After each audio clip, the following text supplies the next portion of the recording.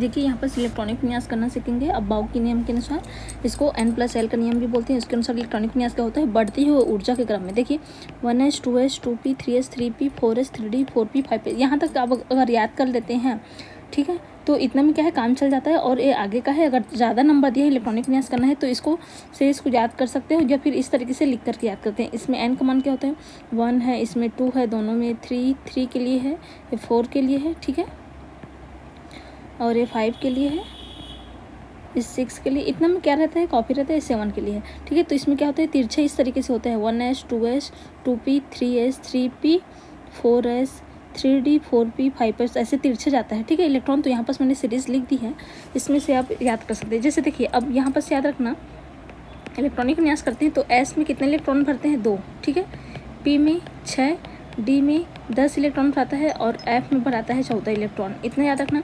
जैसे कि हमको इलेक्ट्रॉनिक विन्यास करना है, यहाँ पर देखिए पहले हाइड्रोजन का करते हैं। हाइड्रोजन का परमाणु क्रमांक 1, तो इसका क्या होगा 1s1, क्योंकि एक इलेक्ट्रॉन है। इसी तरीके से देखिए हाइड्रोजन हीलियम का परमाणु क्रमांक 2, तो इसका क्या होगा 1s2 हो जाएगा, ठीक है, अधिकतम 2 जाता है। अब जैसे 3 आएगा, हाइड्रोजन हीलियम लिथियम आया, इसका 3 है, परमाणु क्रमांक क्या होगा 1s2, 1s के बाद क्या आता है 2s1, क्योंकि इसका क्या है 3 है, तो 2 इसमें 1 इसमें आ गया। इस तरीके से चौथा देखते हैं, हाइड्रोजन हीलियम लिथियम बेरिलियम, फिर क्या आएगा 5वें में बोरान आएगा, ठीक है। तो देखिए इसका इलेक्ट्रॉनिक विन्यास करेंगे क्या होगा 1s2 2s2 हो जाएगा, क्योंकि क्या हो 4 है।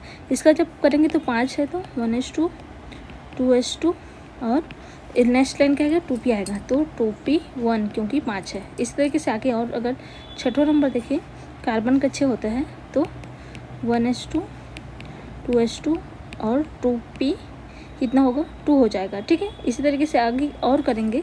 जैसे देखिए जैसे जैसे आप आगे बढ़ते जाएंगे, इसमें कितना p में अधिकतम 6 इलेक्ट्रॉन भराते जाएगा, ठीक है, तो इसकी संख्या क्या होगा बढ़ते जाएगा। तो यहाँ 6 तक होगी। देखिए 7वां कर देती हूँ मैं यहाँ पर अलग से।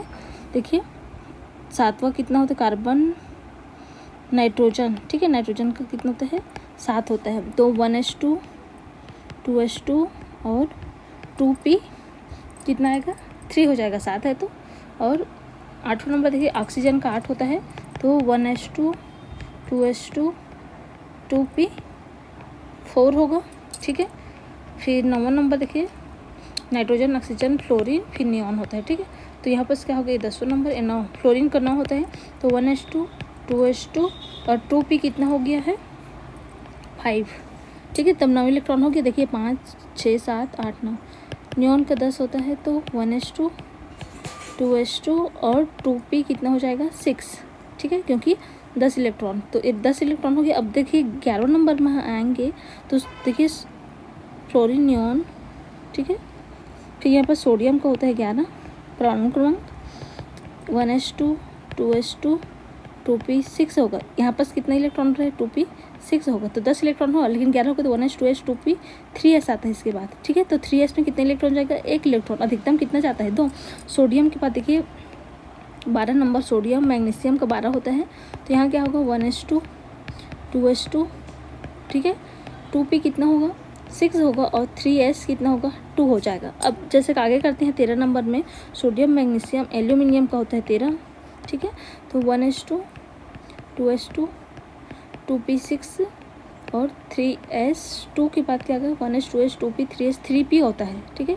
तो यहाँ तक 12 हो गया, 6 दूनी 12 और 1 यहाँ जाएगा 13। इस तरीके से आगे और करोगे।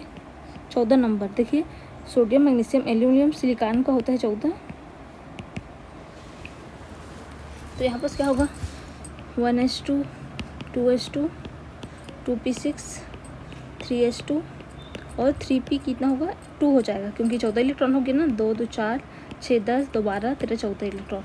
इस तरीके से और आगे बढ़ते जाओगे तो आप क्या है कर सकते हैं। जैसे फास्फोरस का कितना होता है, फास्फोरस का 15 होता है, ठीक है, यहाँ पास 15 नंबर है, ये 15 है, इसका परमाणु क्रमांक जो है, तो 1s 2s 2p 3s 3p, तो 2 2 4 6 10 हुआ, तो 12 12 और 3 15, तो इसमें p में अधिकतम कितने के है 3p 3 हो गया है, ठीक है। तो यहाँ पास कितना है लास्ट में 3p 3 है, ठीक है, यहाँ पास मैंने लिख दी है 3p 3 होगा, ठीक है। इसी तरीके से और आएगा, जैसे 16 17 18 जैसे जितना करते जाओगे। फास्फोरस हो गया, फिर सिलिकॉन सल्फर, ठीक है, देखिए यहाँ पर फास्फोरस सल्फर होता है ना, सिलिकॉन करते हुए देखिए। फास्फोरस के बाद क्या आता है, सल्फर क्लोरीन, ठीक है, पोटेशियम, सल्फर क्लोरीन, आर्गन होगा ना, फिर पोटेशियम, फिर कैल्शियम होता है। तो 18, 19, 20 होता है, ठीक है, यहाँ तक। तो इसी तरीके से सबका क्या होगा, अधिकतम भराते जाएगा इलेक्ट्रॉन। इसका क्या होता है, 16 होता है। तो 1s2, 2s2, 2p6 होगा और 3s2 और 3p। p की संख्या क्या होगा, बढ़ता जाएगा एक इलेक्ट्रॉन, तो ये 4 हो जाएगा ना। तो इसका कितना हो गया, 16। तो देखिए यहाँ तक 10 हुआ, 10 और 6 16 हो जाएगा, ठीक है। 17 है तो 1s2, 2s2, 2p6, 3s2 और 3p कितना होगा, 5 हो जाएगा, एक इलेक्ट्रॉन बढ़ते जाएगा। तो यहाँ पर कितना, 10 और 2 और 5 17 हुआ, ठीक है। इसी तरीके से 1s2, 2s2, 2p6, 3s2 और 3p कितना हो जाएगा, 6 हो जाएगा, ठीक है। तो कितने इलेक्ट्रॉन हो गए, अब देखिए अब आ गया तो 1s, 2s, 2p, 3s, 3p, अब 4s आ जाएगा, ठीक है। तो एक इलेक्ट्रॉन यहाँ बढ़, इसमें तो सेम भराएगा, 6, 2, 6 और इसमें 1 आ जाएगा। यहाँ 1s, 2s, 2p, 3s, 3p, 4s होगा, ठीक है। तो यहाँ पर कितना हो जाएगा, 1 है ना, तो यहाँ पर 2, 2, 6, 2, 6, 2 हो जाएगा। तो कितना होगा, यहाँ तक 10 इलेक्ट्रॉन, यहाँ तक 20 इलेक्ट्रॉन हुआ कि नहीं। तो कैल्शियम कितना होता है, 20। इस तरीके से देखिए डी ब्लॉक को देखते हैं, यहाँ पर 21 से स्टार्ट होता है, ठीक है। Scandium 22, tritium 23 number, scandium, tritium, radium, chromium, manganese, iron, cobalt, nickel, ठीक है, Ni है, ठीक है, छोटा ही है, कापर और जिंक होता है, ठीक है। तो यहाँ पर देखिए 23, 24, 25, 26, 27, 28, 29 और 30।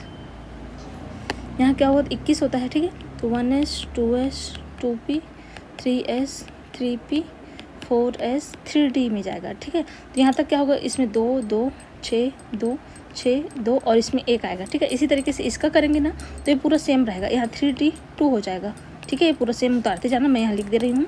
इसमें क्या हो जाएगा, 3d 3 होगा और इसमें क्या होगा, 3d 4 होना चाहिए। लेकिन क्या होता है, इसका इलेक्ट्रॉनिक विन्यास क्रोमियम का 3d 4 ना होकर के इसके पहले वाला जो इलेक्ट्रॉन है ना, देखिए ये अर्धपूरित कक्षक रहते हैं ज़्यादा स्थायी, तो इसका मैं लिख रही हूँ। इसका क्या होता है, 3d 4 नहीं होगा, इसका याद रखना, इसको पूछा ही जाता है। इसका इलेक्ट्रॉनिक विन्यास मैं लिख दे रही हूँ इस कारण से। 4 क्यों नहीं होता, क्योंकि इसको पूर्णपूरित अर्धपूरित बनाते हैं।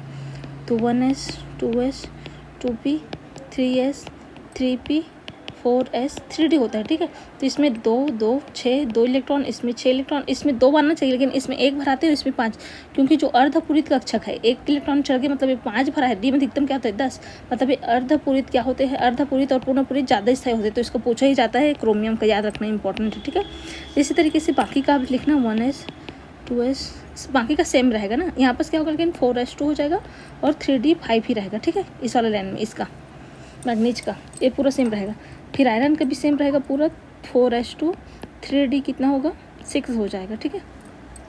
फिर इसका भी सेम रहेगा पूरा, 7 हो जाएगा, 4s2, 3d ये बाकी सेम रहेगा ना, उसके पहले वाला 7 हो जाएगा, 4s2, 3d 8 होगा।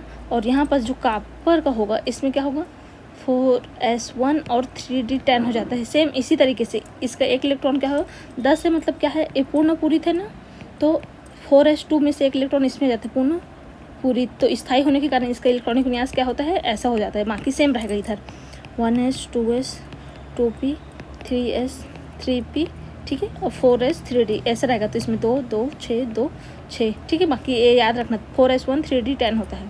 बाकी क्या रहेगा, इसका तो सेम रहेगा, ठीक है। बस लास्ट में 4s2 और 3d 10 ही रहेगा, ठीक है। तो इस तरीके से आप इलेक्ट्रॉनिक विन्यास कर सकते हैं।